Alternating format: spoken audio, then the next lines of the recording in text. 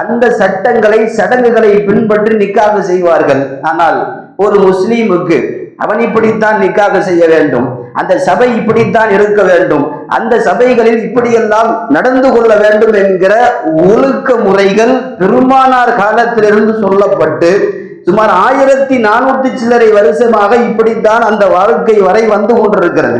ஆனால் சமீப காலமாய் நாம் சந்திக்கிற, நாம் கேள்விப்படுகிற காலத்தினுடைய வேறுபாடுகளை கவனித்து இன்றைக்கு நிக்காக சபைகள் அலங்கோலமாக அத்துமீறப்பட்டு கொண்டு வருகிறது.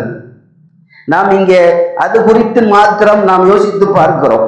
இன்றைக்கு மார்க்கத்திலே சொல்லப்பட்டிருக்கிற நடைமுறைகளை எல்லாம் தாண்டி, ஒழுக்கத்தை எல்லாம் தாண்டி அத்துமீறுகிற திருமணங்கள் நிறைந்திருக்கிறது.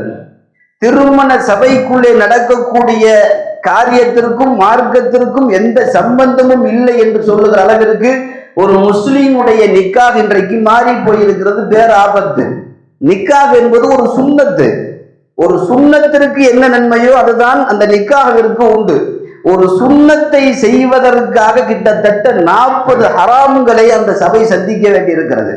40 அல்ல 400 ஹராம்களை, பித்அத்துகளை இன்றைக்கு நிக்காஹுடைய சபையிலே இன்றைக்கு நாம் பார்க்க முடியும்.